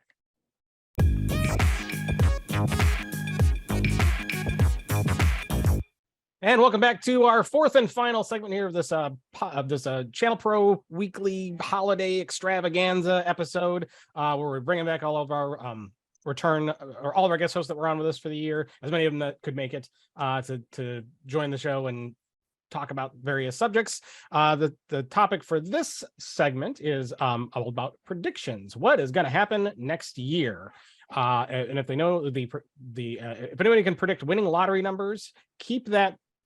You can just tell that to me privately. You don't have to tell that to anybody else on the show, because I would like to know those before anyone else. But anyway, we've got a great group of people here. I'm gonna go around the room. I'm gonna give you a chance to introduce yourself. Give brief because you've been on before, but just tell us who you are, what you do, and a little bit about you. So I'm just gonna go in order that I see on my screen here. First up is the one, the only, the fabulous Dave Sobel. Welcome, Dave. Well, thanks for having me, guys. So I'm Dave Sobel. I'm host of the Business of Tech podcast, available both on podcasters and on YouTube, and appreciate you guys having me back. Great to have you here, and happy holidays, of course. Next up is Eric Simpson. Welcome, Eric. Hey, thanks, Matt. Thanks, Rich, for having me on. Hey, I'm a recovering MSP that works with other MSPs nowadays to help them improve their businesses at ericsimpson.com. Awesome. Glad to have you back and have you here. Next up, Dave Seibert. Awesome. Again, Matt, thank you. Rich, thank you. This is exciting to be in such a great group here. So I wear a few hats quickly. 25-year MSP still active, SMB Tech Fest, and peer groups, and learn more about me at davesybert.com. Fantastic. And let's see, next on my screen, we all know this guy, the awesome, the fabulous Ronnie Paracella. Welcome, Ronnie. Hello there. Ronnie Paracella here, Big Ronnie, reporting from New York. I am your local in-house MSP whisperer. Been in MSP 26, 27 years. We have a consultancy. We work with local MSPs. Right now, I am focused on an MSP out of San Francisco called LMI. Wonderful guys. I want to say hi to them. I told them I'd shout them out. And I have quite a prediction for you guys today. Check me out at bigronnie.com. Ooh, can't wait for that. Next up, Michael Goldstein is here. Welcome. Hey guys, thanks for having me. Great seeing everyone here. I'm Michael Goldstein, president of Line Infotech, 20+ year MSP in South Florida. Awesome. Great to have you here, and happy holidays to you. And look at this guy who dressed up for the occasion. Can't wait to talk to him again. Welcome, Peter Melby. Hey everybody, thanks for having me. I think everyone else didn't get the memo that that this is a festive event. No, I'm the CEO of Greystone Technology, an MSP in Denver, Colorado. Like Eric said, I always aspired to be a recovering MSP owner. But in 2020, we joined New Charter Technologies investment portfolio.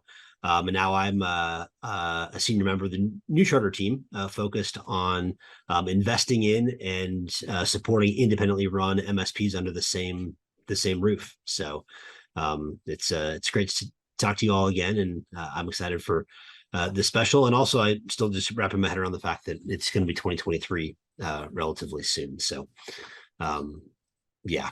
That factors into predictions. I think some of the predictions that come up are still the same ones that we were making in 2008. So time moves fast. Isn't that the truth? Isn't that the truth? And last but not least, the awesome Esteban Blanco is here. Welcome, sir. Thank you very much for having me, guys. Yeah, my name is Esteban Blanco. I am with Blanco IT out of the Arlington, Texas area, the Dallas-Fort Worth area. And I am actually recording this today from Cali, Colombia.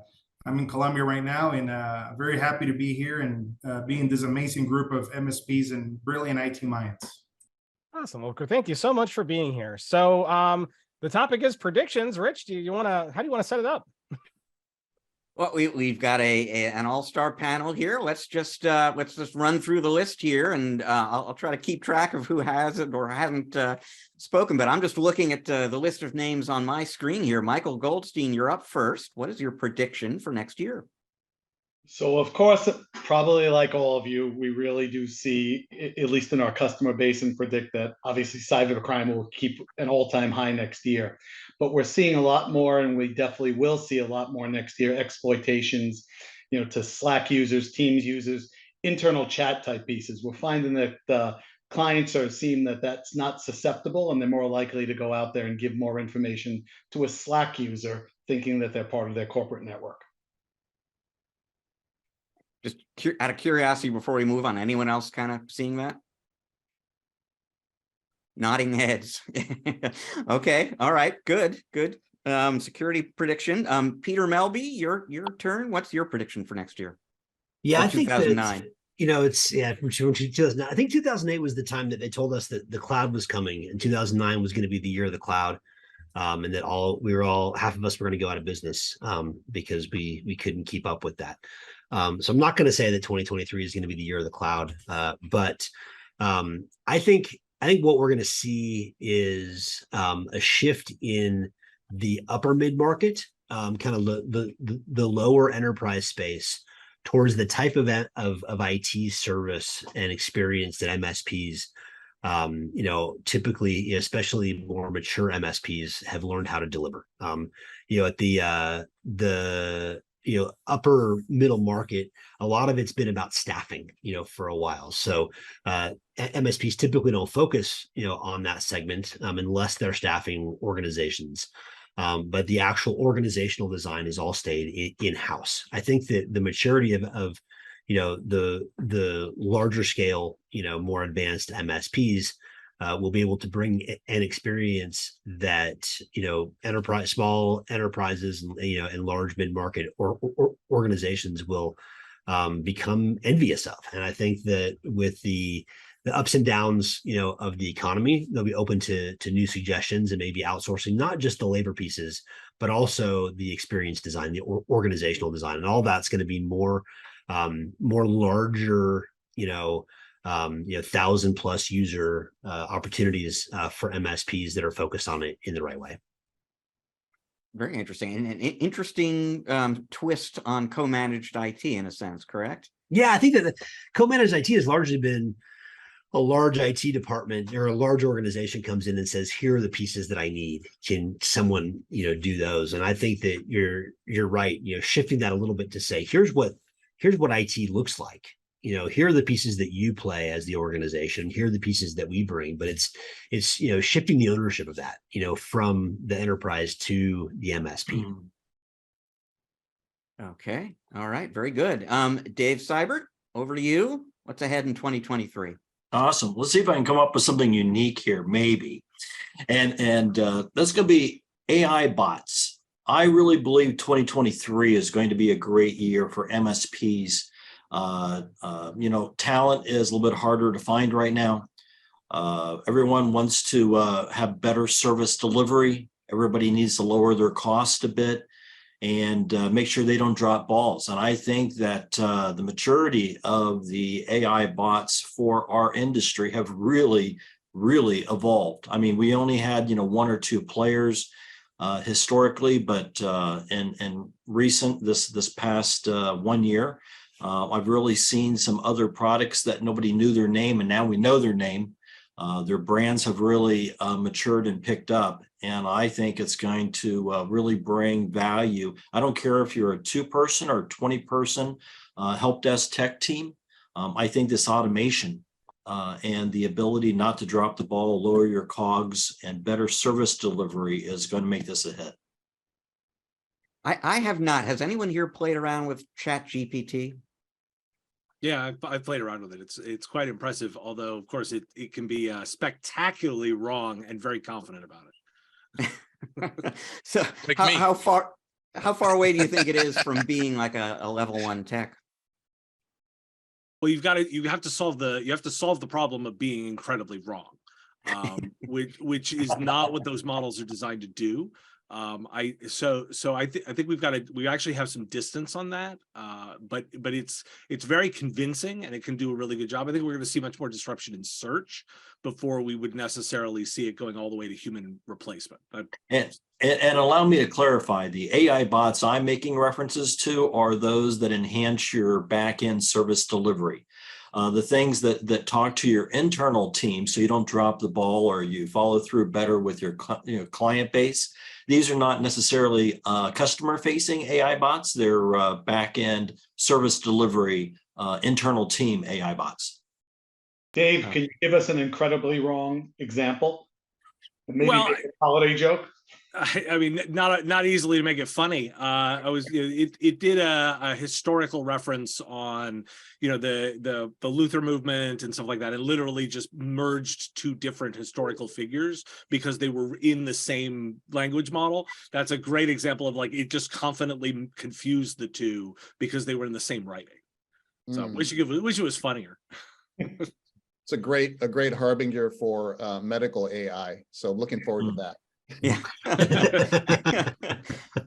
Dave Seibert, before we move on quickly, are there, and we're not doing endorsements or anything here, but are there vendor names in that AI bot world you can kind of point to just to give people an idea for what you're talking about? Yeah, I mean, there's quite a few, just to pop a couple out really fast. MSP bots would be one of them, and PIA would be another one.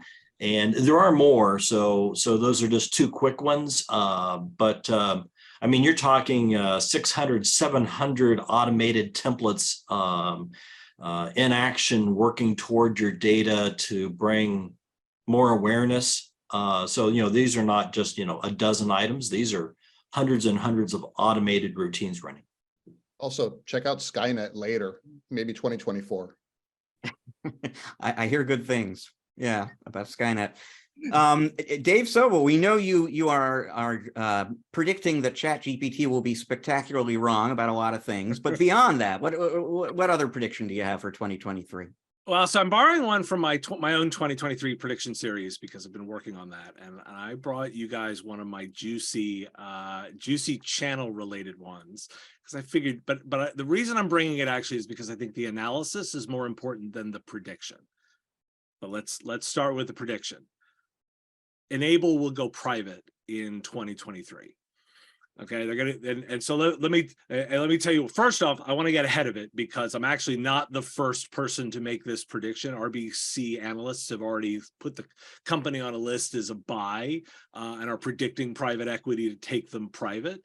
Second, I want to be ahead of when everyone in the channel freaks out because this is just such a surprise. I want to be able to point back and go, I called that, everybody, and I told you so. Because that's actually an important bit is that I think a lot of channel players are not actually watching the finances of vendors to understand why these moves happen. It's a pretty obvious one to think about it from an analyst perspective. The stock's off from its IPO launch. They're having a reasonably good Q4. They've bounced back a little bit more. We'll see how Q4 results look, but it's not a winner in terms of the way the market has responded to that. That's 2 in a row. Datto also not a winner according to the market, which is why it was taken private again, so that it can be bundled together. Additionally, it's proving not to be a standalone company. And by the way, disclosure, I am a shareholder in Enable. So I'll go so far and I'll give you guys a second portion of the prediction because I think it's interesting to do the analysis.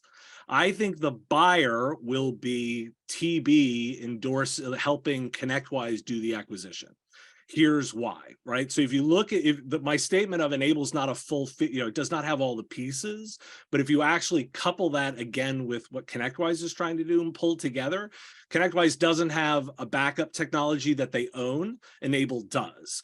Additionally, ConnectWise does not have an email security product that Enable does. Those are two nice plugins that make a lot of sense, and that additionally solves Enable's problem of not having a PSA technology. The market has clearly proven that you can have as many RMMs as you want, and no one seems to care.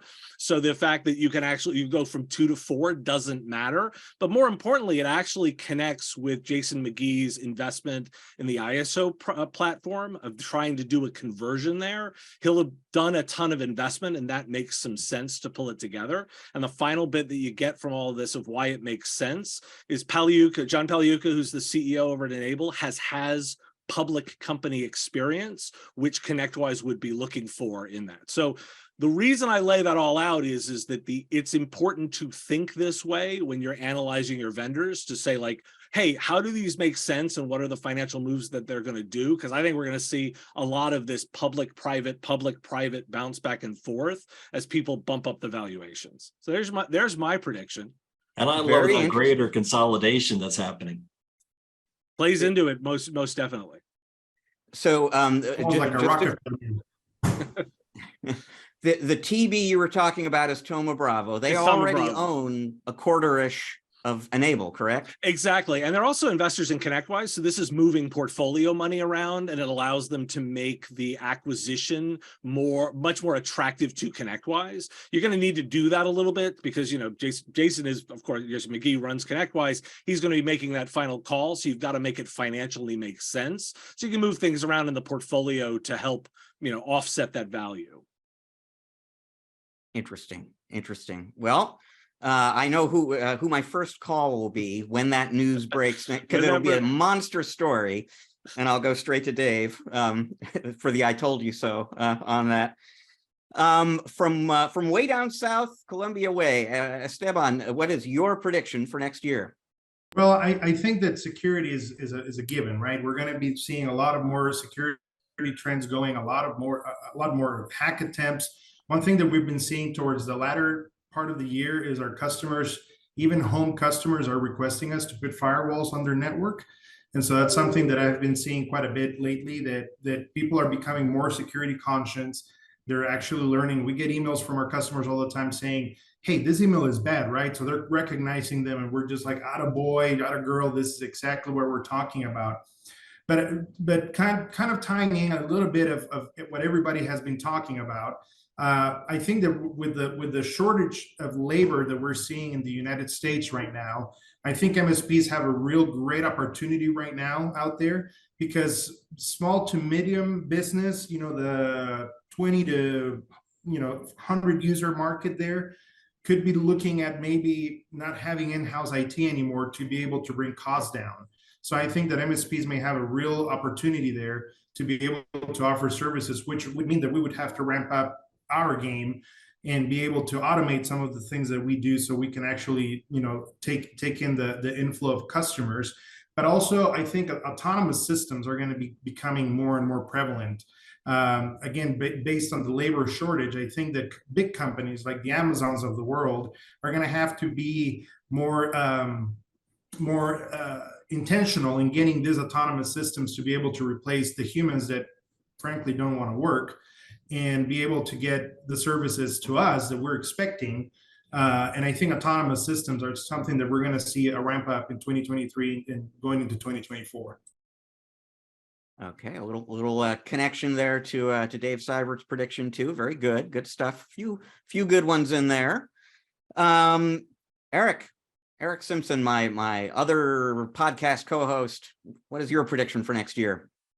Well, I have a tectonic shift prediction that's going to affect not only MSPs, but everyone on the planet. And that is when Elon Musk buys the internet and burns it down. That's going to affect everyone, no matter what. We're going to go back to on-premise IT support, lots of paper, lots of printer support. It's going to be back to the Stone Ages when that happens in 2023. But if that doesn't happen, and I'm hoping it doesn't, I have another prediction.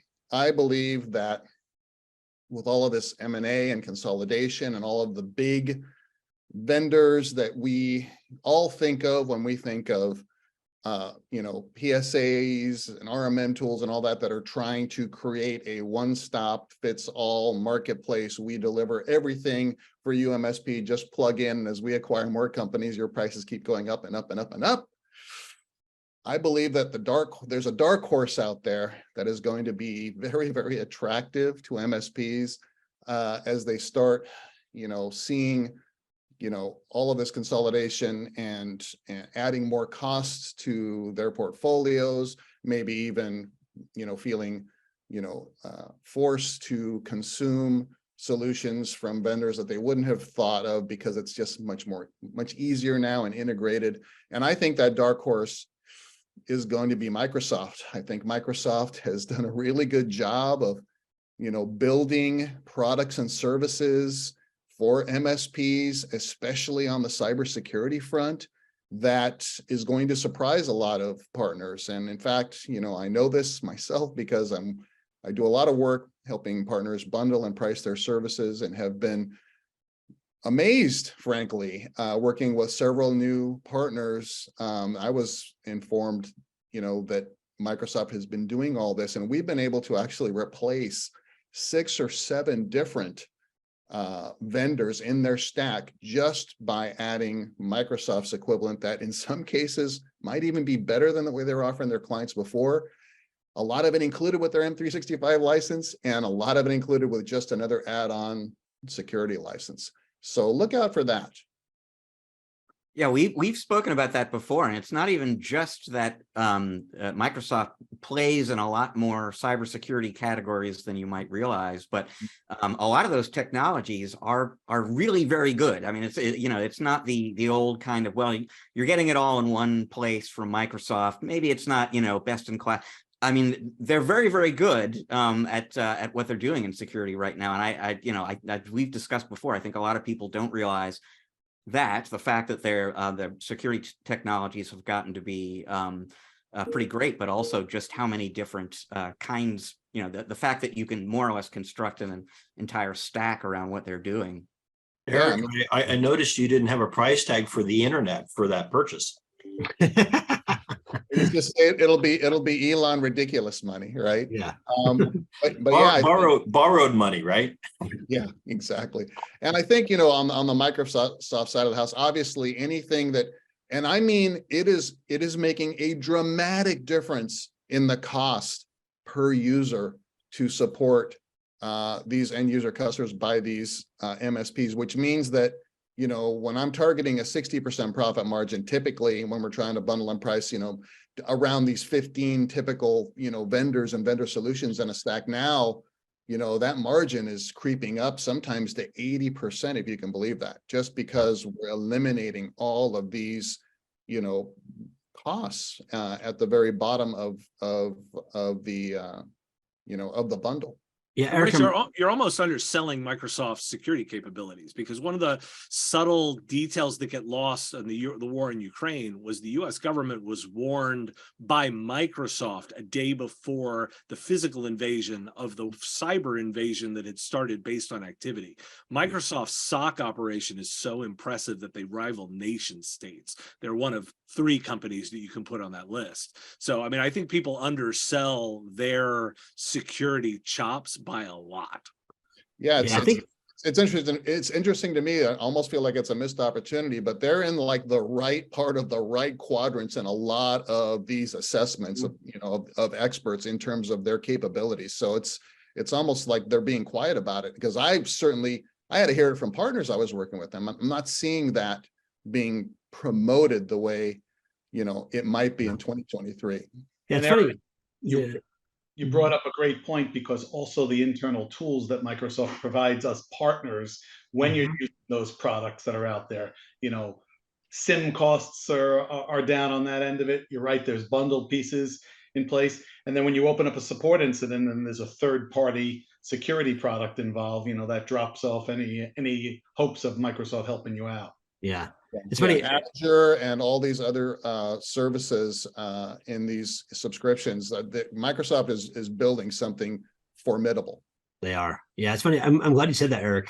Just about Microsoft in general. And one of the predictions that I wrote down was that MSPs were going to look at Microsoft more favorably at the end of the year than they do at the beginning of the year. And I think that goes hand in hand with what you're saying, because they have the technology, they have what they've built. They've struggled to understand the MSP, and they've struggled to understand, they've started to understand the SMB, but not the channel, the MSP channel that really services them. But I think I see evidence, of we all looked at NCE as the opposite of that. Oh, you really don't understand our business, kind of a thing. And I think, see evidence, of them going the other way, and at least attempting to understand and recognizing the value, that service providers like us, play in the space. So I'm hopeful for all that, for sure. I think that would be a huge win in a lot of spaces.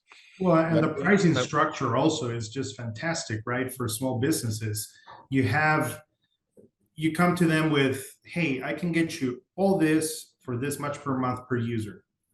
It's an all-in, and it also makes it for manageability for us MSPs. It makes it easier with things like Microsoft Lighthouse, right? That we can have everything in one place, and so we don't have to be searching for username, passwords, and all this stuff to be able to have a quick, hey, this person just left and it was a disgruntled employee, we need to change their password now.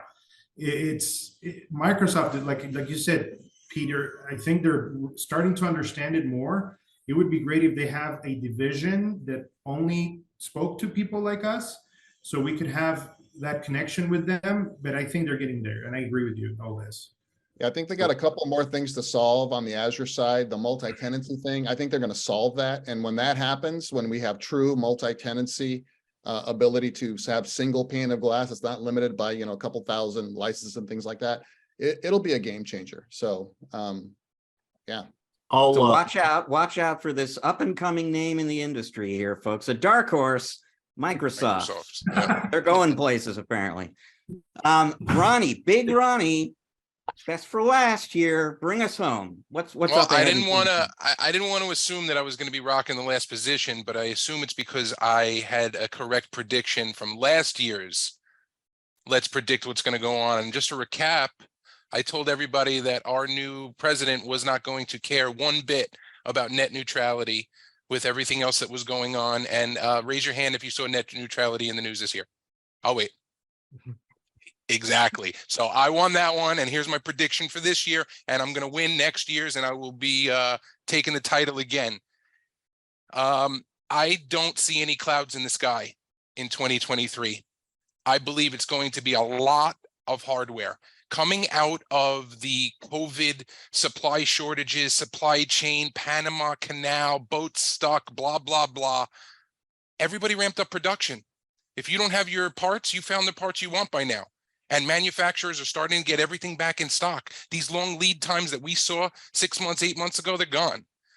Don't get me wrong. Some manufacturers are still not doing great, but you know, they're not really affecting the MSP channel right now. I think this is the time when manufacturers are going to be pushing lower prices. Distributors are going to be running specials. You're going to see MDF all over the place in the channel. And I think it's going to be a hardware spending bonanza. Remember, MSPs, $1.3 for every hardware dollar spent goes into your organization and services. You should be lapping the money you spend on hardware for your clients by implementing that hardware and upping the management of the services for that hardware.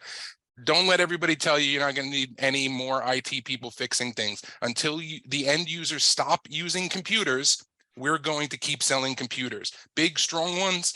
Like I said, I work for an MSP out of San Francisco, and we work with movie productions, architectural firms, heavy CAD environments. There's tons of hardware, tons of video card money being spent. And I think it's going to ramp up. And I will bet right now, my prediction is that the majority of real deal manufacturers that supply our channel have record years. Who else besides me wants Ronnie to win? I want you to win in 2023, Ron. That would be. I wouldn't have made a bad prediction, Eric. I'm going to win. That would be fantastic. That could be a good one. So, well, that's a great list of predictions and a really good discussion. Fortunately, we are out of time, but I want to thank each and every one of you for coming on and being a part of the show this year, and for coming on and doing this holiday special with us. And I guess in another year, we'll find out which one of you were right and which one of you were wrong. And well, we already know Ronnie's right, because Ronnie's always right. So we'll have to see how the rest goes. But happy holidays to all of you. Big thanks to Dave Sobel, Eric Simpson, Dave Seibert, Ronnie Parastella, Michael Goldstein, Peter Melby, and Esteban Blanco for coming on and joining us. Really, really appreciate it. Have a great holiday. Rich, should we do a little conclusion? Let's do a little conclusion.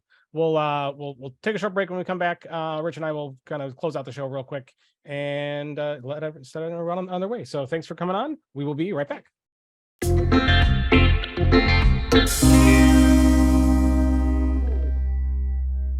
All right, and we are back, and we are well, Rich, that was a lot to get through. That was a lot of people. It was, although I got to tell you, I mean, you know, it was like, for us recording all that was like 2 hours worth. It flew by. I just, you know, last thought for me, basically, before we send everybody off to the holiday season, is this is one of those times of year where it's good to kind of take a step back and think about the things that you are grateful for. And I am grateful that we at ChannelPro and on this podcast have so many wonderful friends out in the channel, MSPs, consultants, so many people who come on the show with us and hang out with us and share their insights and ideas, and we're willing to come back on for this show. It's not something we take for granted. That is absolutely true, and well said. And I guess with that, we will move to wrap. So big thanks to everybody who tuned into any show this year. Big thanks to all of our guests that came on and co-hosted with us, and for those who came on this one here to do this holiday special. And it really did fly by. It's hard to believe all of that time and people went by that quickly. But with that, happy holidays to our awesome viewing and listening audience. We hope you have a great end of the year, and we will be back in January with a whole new year of stuff. So we will see everybody then. Happy holidays.